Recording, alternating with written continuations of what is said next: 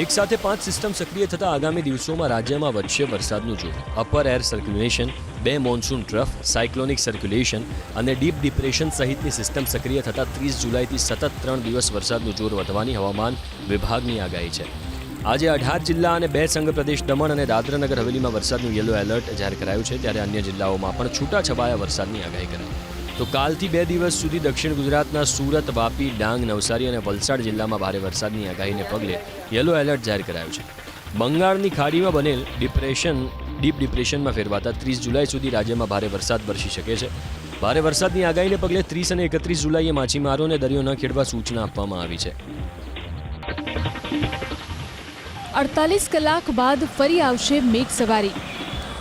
રાજ્યમાં ફરી વધશે વરસાદનું જોર. આ અનુમાન છે હવામાન નિષ્ણાત અંબાલાલ પટેલનું. અંબાલાલ પટેલના અનુમાન મુજબ 30મી જુલાઈથી 3 ઓગસ્ટ સુધી રાજ્યના મોટાભાગના વિસ્તારોમાં ભારે વરસાદ વરસી શકે છે.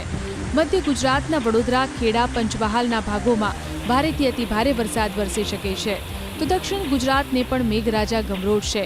ઉત્તર ગુજરાત, કચ્છ, સૌરાષ્ટ્રના જિલ્લામાં પણ ભારે વરસાદનું અંબાલાલ પટેલે અનુમાન વ્યક્ત કર્યું છે.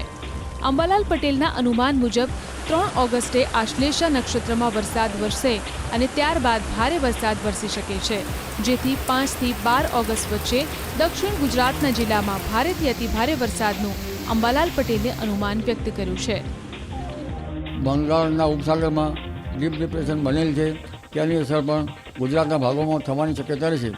તારીખ 30મી જુલાઈથી 3 ઓગસ્ટ સુધીમાં ગુજરાતના કેટલાક ભાગમાં ભારેથી અતિભારે વરસાદ થવાની શક્યતા રહે.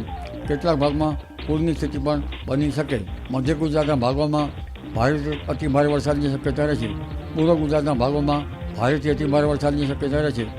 આ ઉપરાંત પાટણ સહિત હારીના ભાગોમાં હળવા ભારે વરસાદી ઝાપટા પડવાની શક્યતા રહે છે.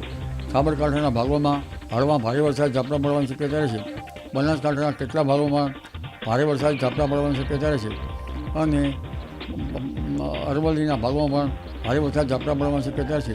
પંચમહાલના ભાગોમાં હળવાથી ભારે તો કોઈ ભાગમાં અતિભારે વરસાદી ઝાપટા પડવાની શક્યતા છે.